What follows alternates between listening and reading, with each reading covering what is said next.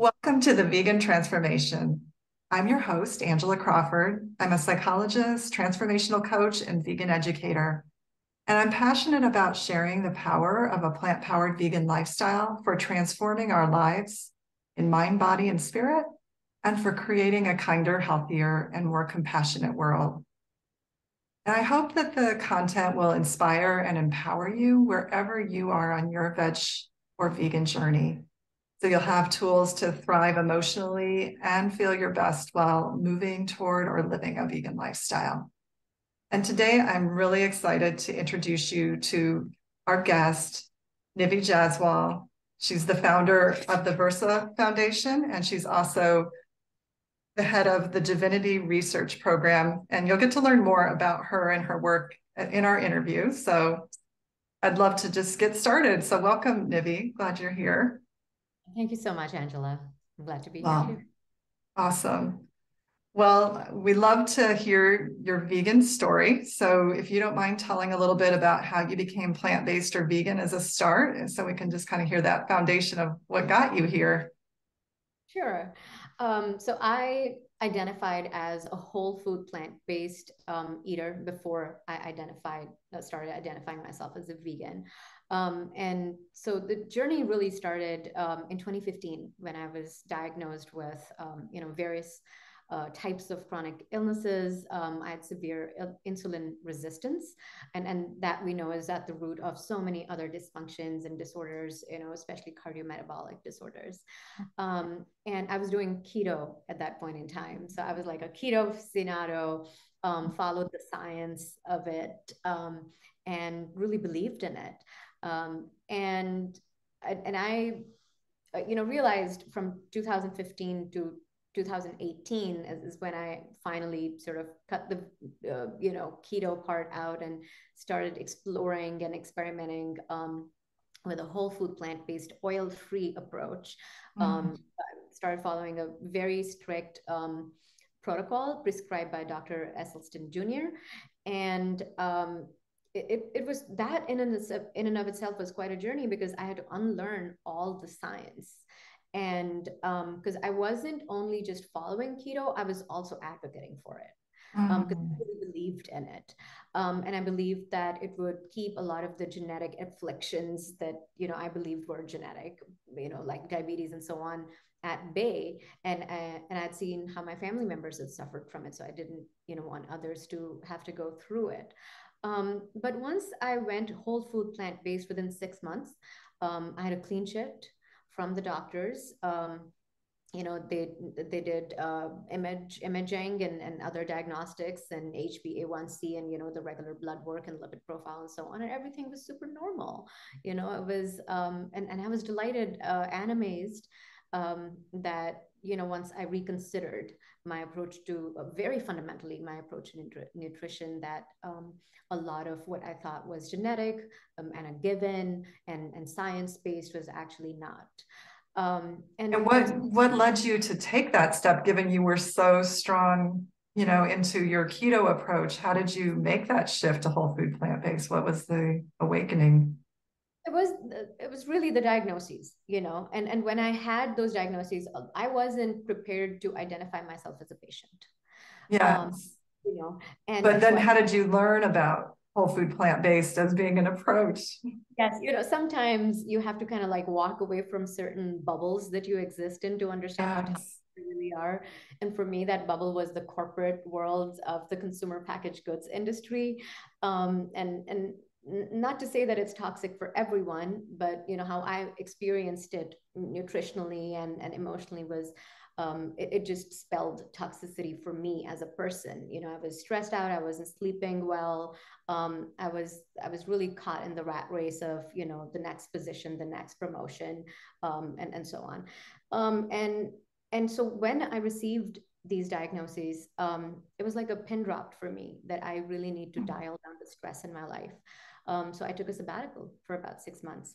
And during that time, my then boyfriend, now husband, we traveled to New Zealand. It's such a beautiful, country, and we climbed a couple of glaciers and spent almost a month on both the North and the South Island. And I was in the meantime also Googling a lot, and I was searching for how to bust stress and yoga and meditation and, working out and so on. And also inquiring about a lot of research around diabetes type 2. It tends to run in my family. And that's how I chanced upon a few different resources, including Forks Over Knives, masteringdiabetes.org, the work of Physicians Committee for Responsible Medicine. And that kind of blew me away. And it took me almost 3 years of a lot of, reading these books, the China Study and so on, and Whole by Dr. T. Colin Campbell, for me to consider just turning that mothership around. So I continued on with my sabbatical. Now it's been 6 years. I have no desire to sort of like return to that non-vegan, animal intensive, really sort of corrosive corporate environment. And that's how it really started for me, as a plant-based somebody who just started believing in the healing power of plants. Yeah. So what happened then physically? It sounds like you started to have improvements in your health, and what did you notice in terms of improvements? Yeah.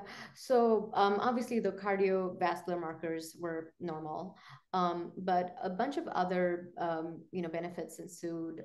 I started talking about it with my family, and my mom and dad really believed in what I was doing. They were seeing changes as well in the benefits I was receiving. So my family went whole food plant-based. My husband went whole food plant-based, and that really benefited me because it offered me immediate support. It offered me a ratification of that, hey, the path I'm on is something that my loved ones approve of, and also that they're willing to make these changes to see benefits that I am witnessing myself, both physically and emotionally. And I do have to mention that sleep is, a lot of times people talk about sleep in a really physical way. It's like a physical circadian rhythm requirement, which it definitely is. But at the same time, sleep has such an emotional, mood related component to it as well, so it kind of tends to go both ways. And that was the big difference for me. I started sleeping better.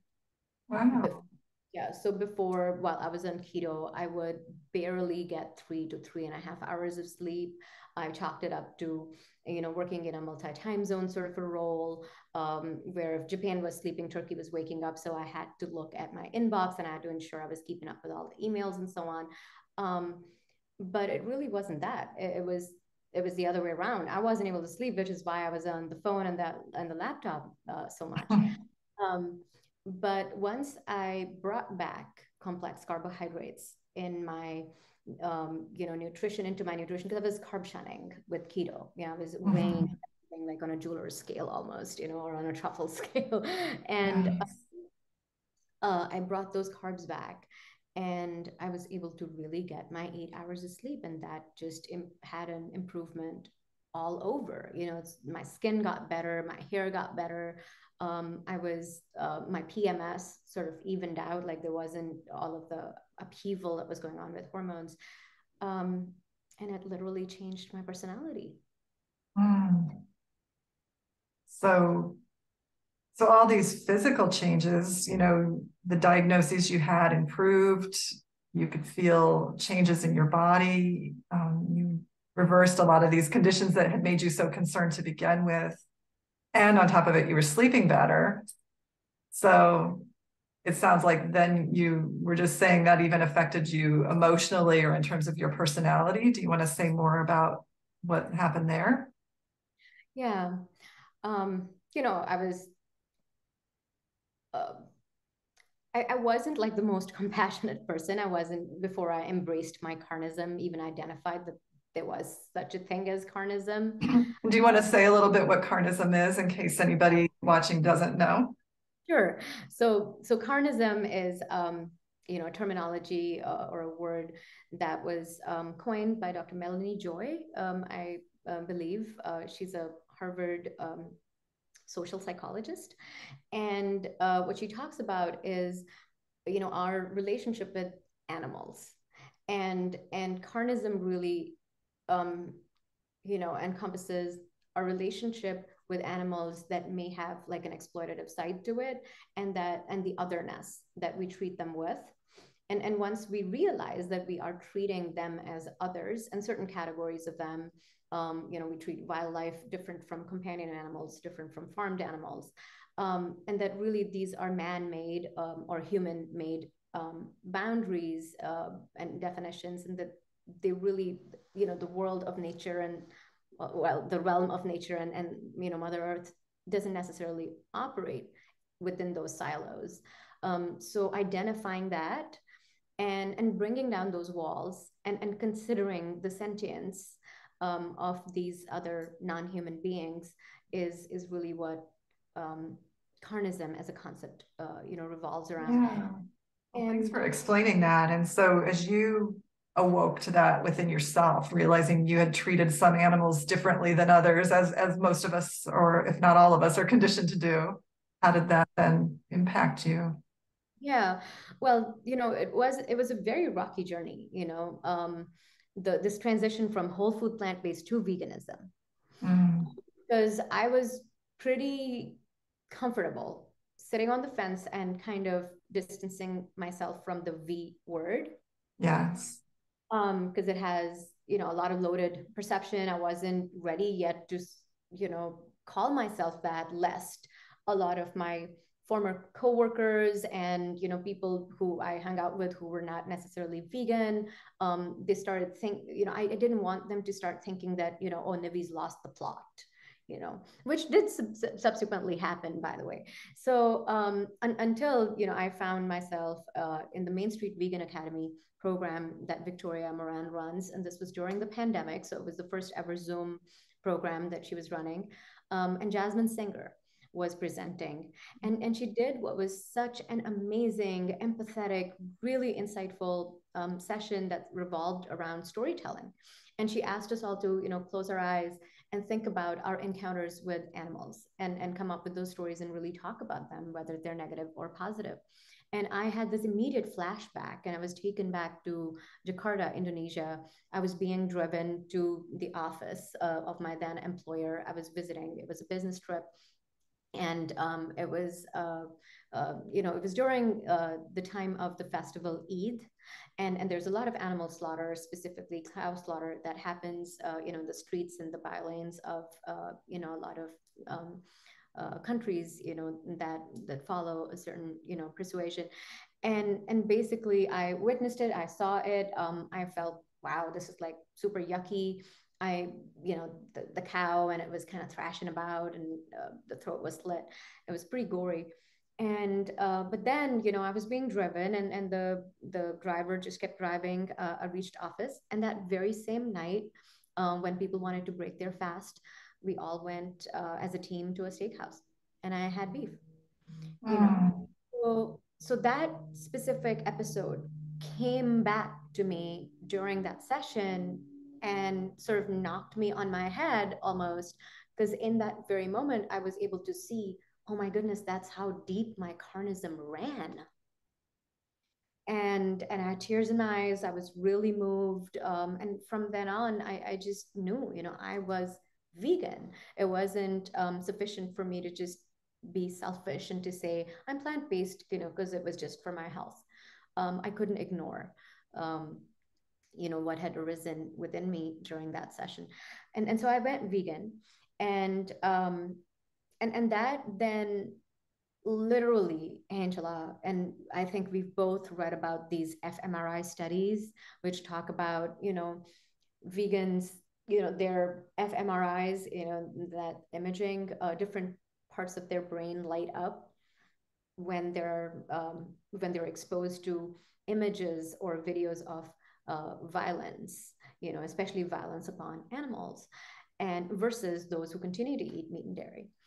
And I think that since this was August 2020, and I just lost my dad as well, so I was kind of like carrying this open wound, and I'm sort of putting myself through this crucible of Main Street Vegan Academy and all the content they offer.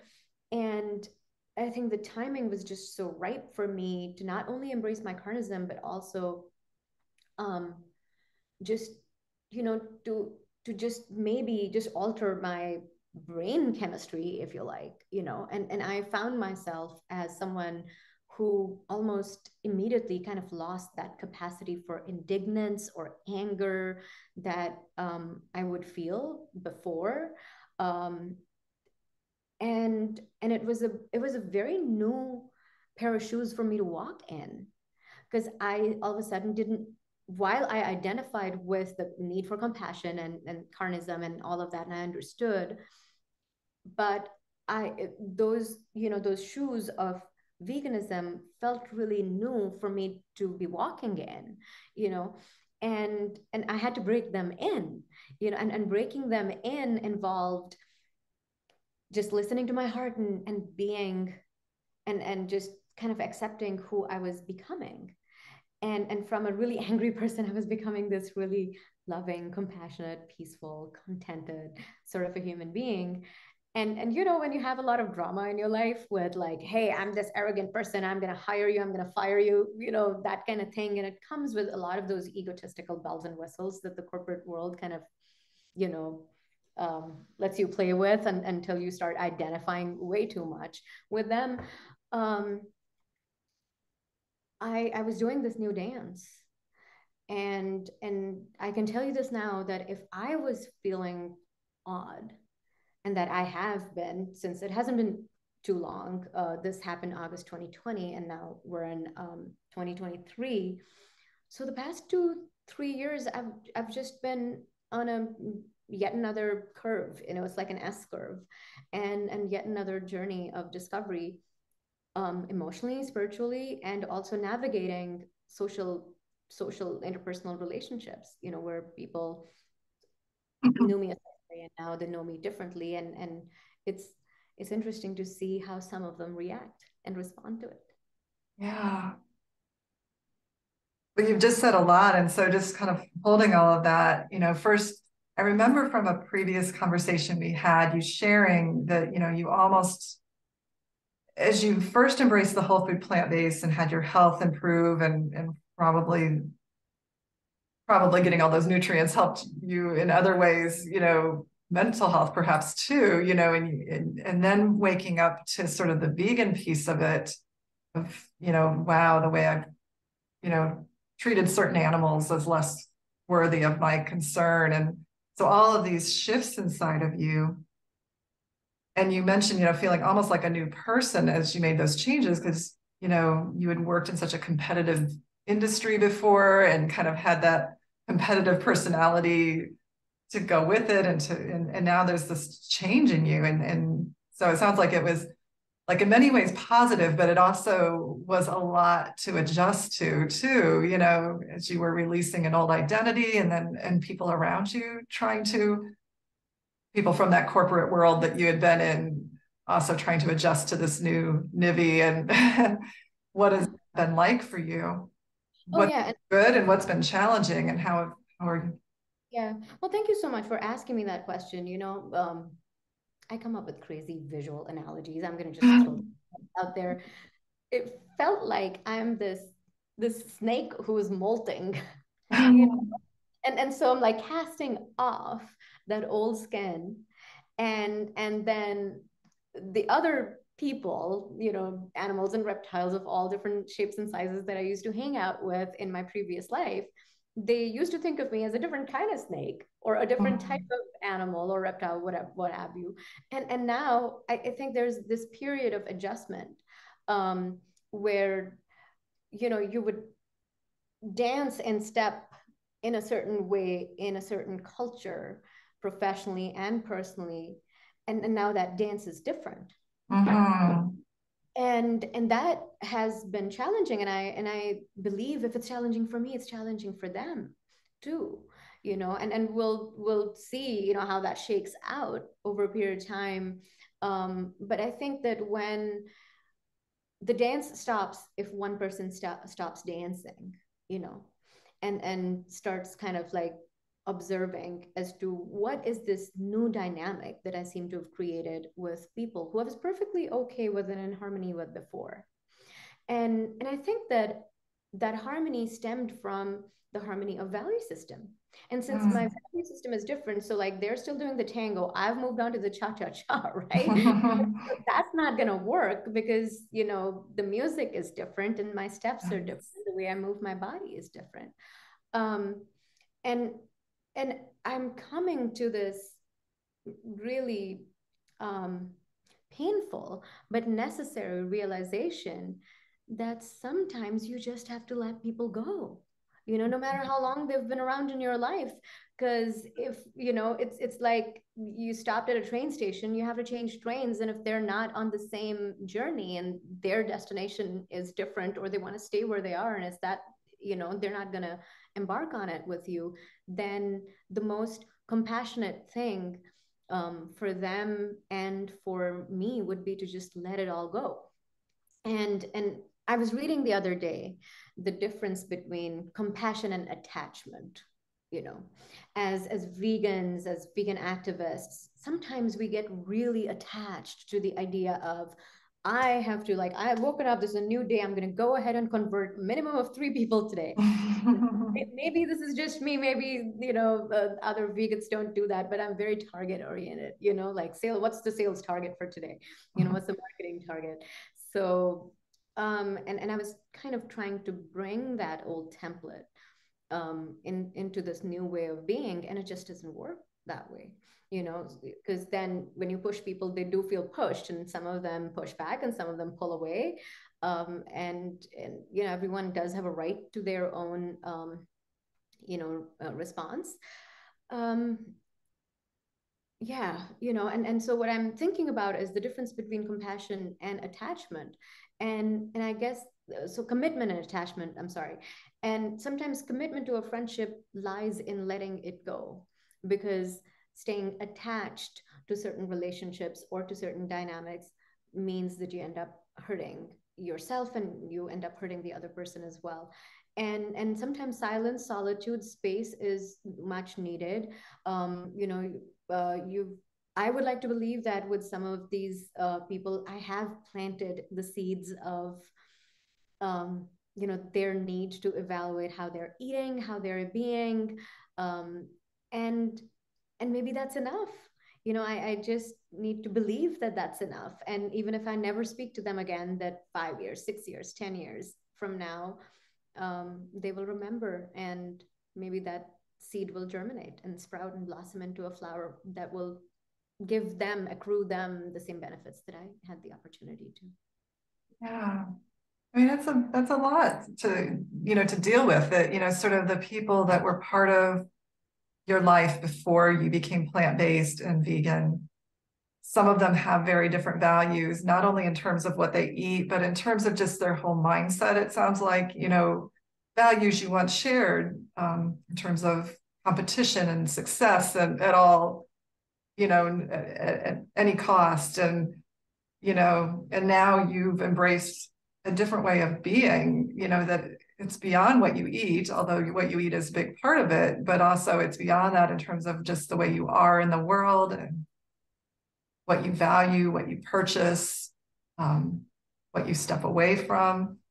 So yeah, it's like you're just navigating these changes in relationships that you've, sounds like some of them you've had a really long time. And you know, which ones do I just be willing to let them go if it's harmful for me to continue? Exactly. And I think that, you know, a lot of vegans are wounded healers, right? We've been Yeah. in some form or way, either physically, emotionally, energetically, and that has opened up this chasm and made us searchers. And you know, in that search, we've kind of like stumbled upon something we know is intuitively right, like it just aligns with our, you know, body Mhm. and spirit, right? And that is the value of compassion towards other beings. And nutritionally translates into, I'm not going to eat something or someone actually who had a mother and had eyes and, you know, ears and walked around the planet and was going about their business until, you know, human beings sort of did something to them. um it, and we forget that we're animals too, that we're mammals too. Yeah. And um and to have and to include ourselves in our circle of compassion is really, really important. And that has been my learning, so like my message really to other vegans or pre-vegans as well is, as you're being curious about how you want to lead your life and what are the values that you want your life to stand for, and because that's going to be your legacy, that's going to be what others around you, and especially if you have children, you're a primary caregiver to some young minds that are being shaped, that's what they're going to inherit. And that alignment can't just include non-human beings or other human beings. That whole alignment is completely incomplete I love that. without you being part of it. Yeah.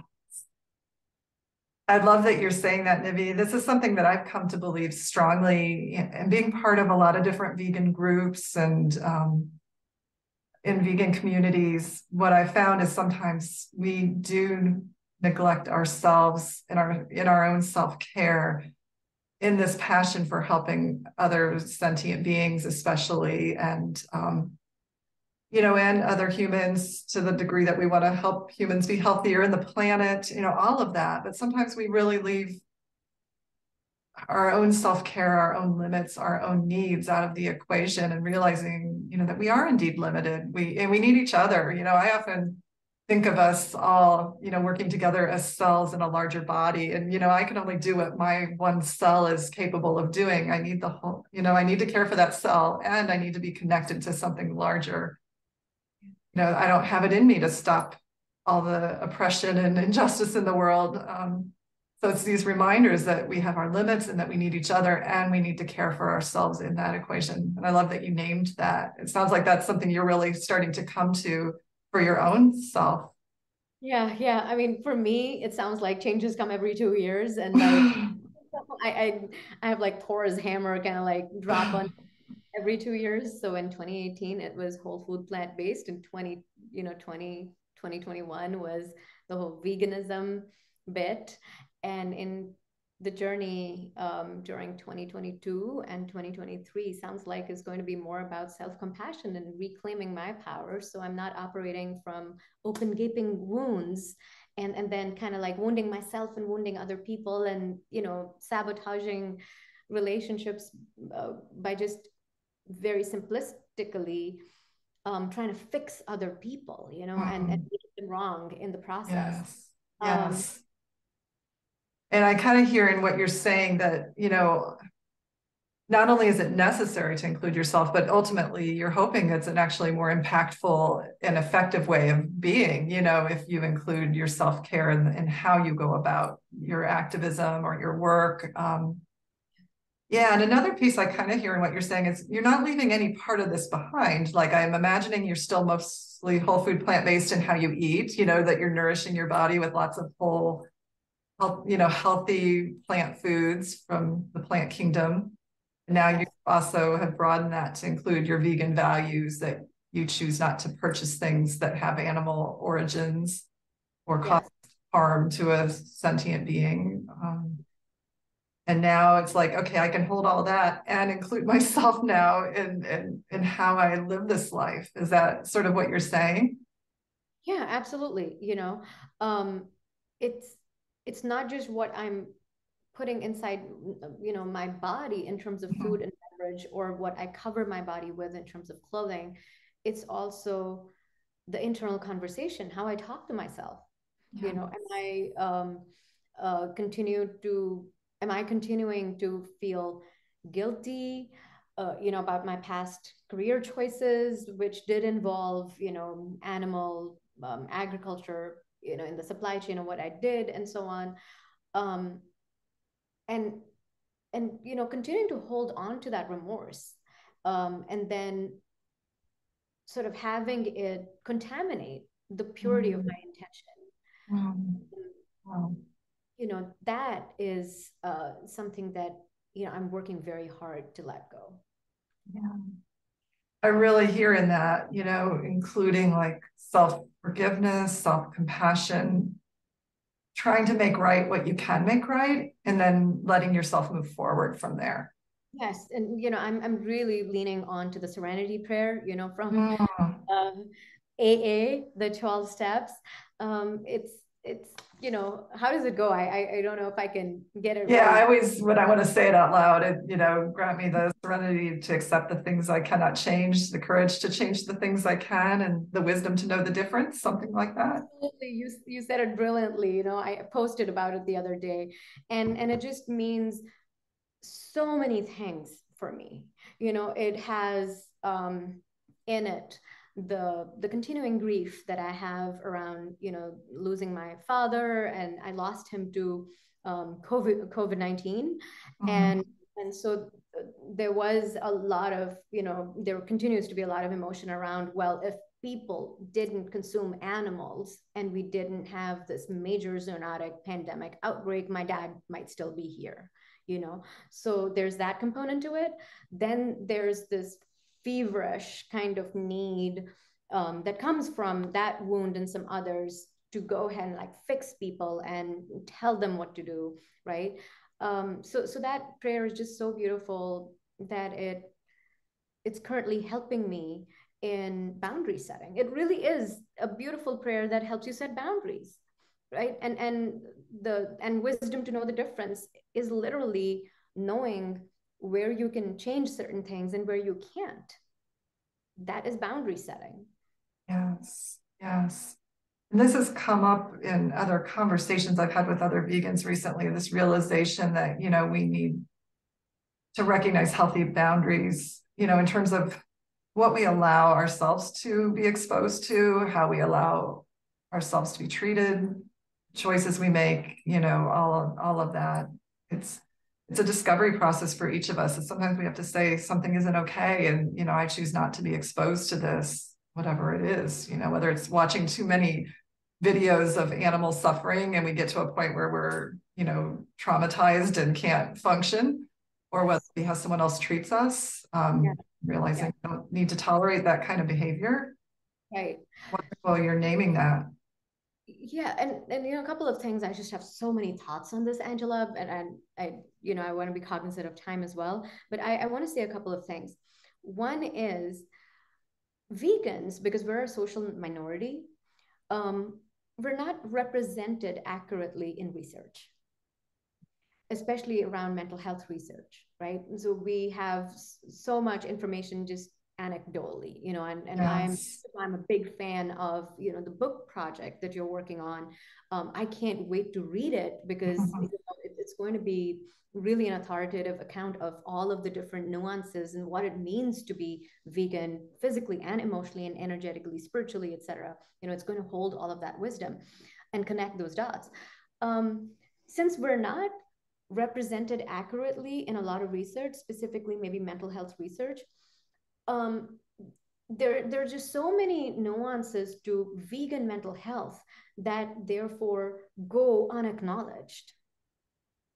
There's this dystopia, dystopic feeling we have about the world, what's happening to the world with erratic weather and climate changes and so on. It's almost like being that person who's labeled unstable, but because like literally like the oracle, I guess, can see what's coming, but the rest of the world is walking around with eyes wide shut. you know so so that dystopia goes unacknowledged. um the the sadness that we feel for ourselves and for our dearest friends sometimes who are unwilling to make this change, again, that goes unacknowledged. I won't be surprised, and I'm not surprised when some of the research out there actually, points towards vegans really carrying a lot of mental load on themselves.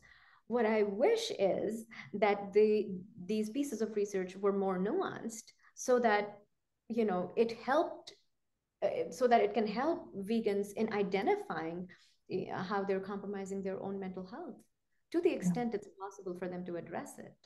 Yeah. Yeah, getting help with the unique challenges of, seeing suffering that maybe others have not opened their eyes to yet, and and as you mentioned, being a social minority, having to handle meals and other social situations, where those around us may not be at all understanding why we eat the way we eat or open to considering it. So, and of course, as you're naming all that, there are some amazing, researchers and teachers like Melanie Joy that you mentioned earlier. She has some great stuff, and I'm saying this for the viewers, on her Center for Effective Vegan Advocacy site for sustainable and activism, which includes self-care. She's very big on that.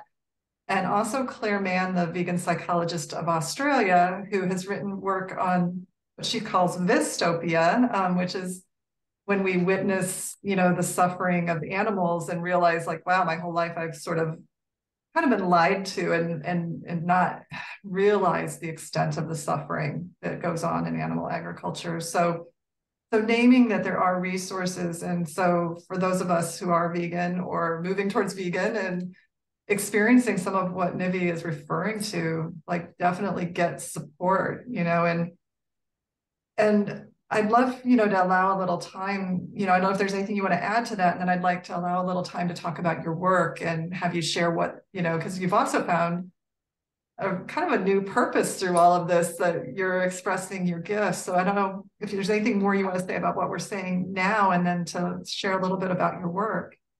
Yeah, certainly. I think this is a great segue for us to, talk about my work and also, and I can kind of wrap it into the second point I wanted to make, which is, finding purpose is really important for vegans. Once our eyes are opened, our hearts are opened, there is just so much information that tends to come in, and we want to be able to be so complete in our activism, and we want to preempt all of the FAQs that somebody we get into a conversation with is likely going to ask. So we have a scientific answer for them, we have an emotional answer for them, we have a social answer, religious answer for them, and so on, that it can lead to a lot of diffusion and a dissipation of energy.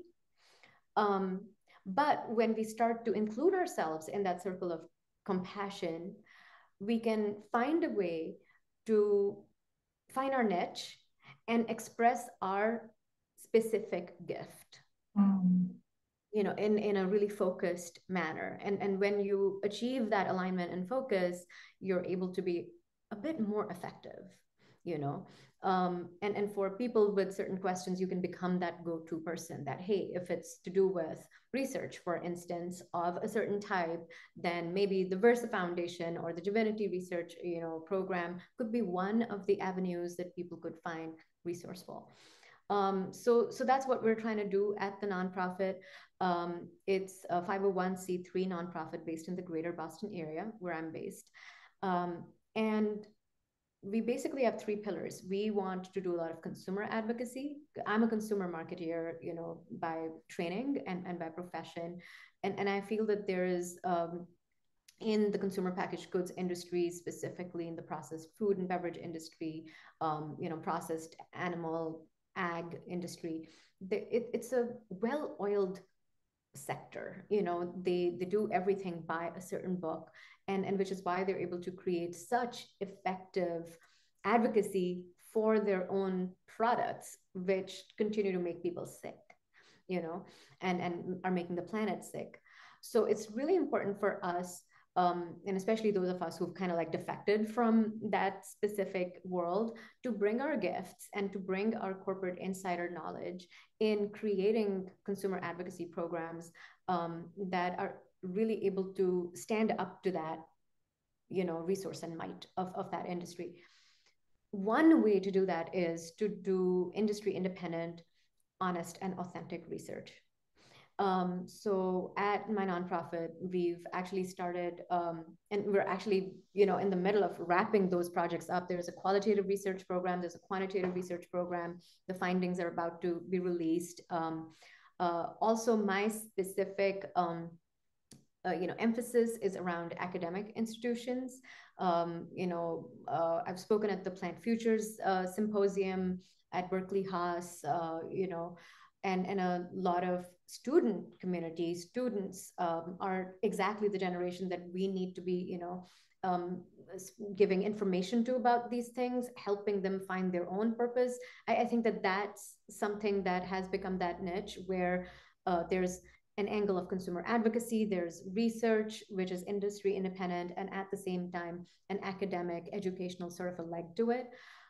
We were also a special engaged scholarship partner to Harvard University for the spring semester, where there was a semester-long course, first ever of its kind that happened. And it was open to grad students, undergrad students, mid-career MPA students, and so on. So it was a big, diverse crowd, of people. And yeah, so I participated. We have a research internship going on at Harvard, and that is part of it, part of the Harvard Challenge Lab, and delivered lectures and curated content of an intersectional nature at the Food Systems Transformation and Policy course.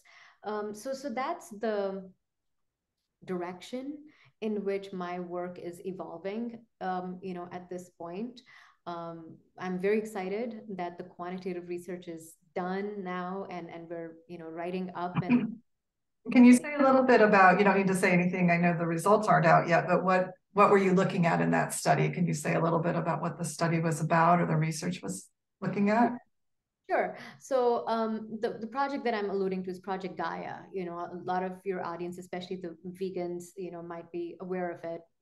We did the field work in the second year of the pandemic, and we were trying to explore and understand the impact of COVID-19 on the mental health and the physical health of Americans, but through the lens of diet and diet patterns. We're also the first study to actually differentiate between people who identify as vegans from people who identify themselves as whole food plant-based, and I believe our team believes that this is an important distinction to make, because one is an ethical philosophy, the other is more of a nutritional approach that a lot of health oriented people are turning towards. And the outcomes, the patient outcomes, could be quite different, especially when we're discussing a virus. Now, do some people identify as both? Like they're vegans who have the ethical component, but also try to eat whole food plant-based? I'm curious how that, Yes, of course. There is that overlap in our study. The total respondent base was fairly large, about 20,000 people. And we did find those overlaps because we had like a food frequency kind of questionnaire to match back the self-identification to how people eat. And in that case, because we're still looking at, a very physical manifestation of a viral infection, kind of leaned more onto how people were actually eating, irrespective of how they were identifying. So we had to that's great. You could look at that. Yes, because I think a lot of studies really lack that kind of clarity. Oh, I'm excited to see what the results will be. So any final words, and also how can people connect with you in your work? Yeah. So it's very easy to find us online. We're on Instagram as Jiviniti. It's JIVINITI. We're on LinkedIn, very active on LinkedIn as Divinity Research. We're also on Facebook as Divinity of Virsa Initiative. Other than that, you can find us on our website, thevirsafoundation.org. I also run a monthly podcast, a YouTube show that's also broadcast on Unchained TV. So that's Connecting the Dots, Divinity Connecting the Dots. And what else? You can find me as Nivi Jaswal on LinkedIn and on Instagram. And if there's any way that we can collaborate, I'm always welcome to understanding, learning about new ideas and things that people are up to. And or just in general, catching a cup of coffee on Zoom or in the Boston area, if that's where you're based. I'm very open to that.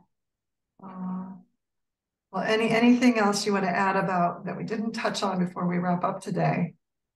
I think we've touched upon a lot of different things, and like, my experience with talking with you before, informally, as well as you and I, we have so much to, talk about.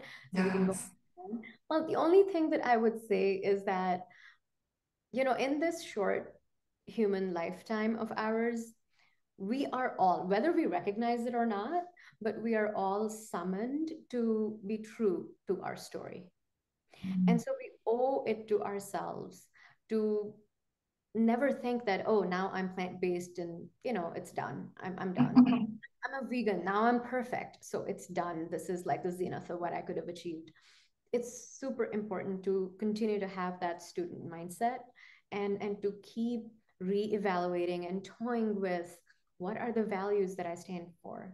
How am I sort of treating myself and treating other people? Am I violating boundaries of nature? Am I violating boundaries of my own nature? And to have that understanding of ourselves, our expressed selves, and also our shadow selves is just so important. Because most of all, we're here for a very short period of time. And I like to think of karma and like consciousness and the universe. We belong to the universe in more ways than we realize. And yeah, so stay curious and keep learning and keep evolving.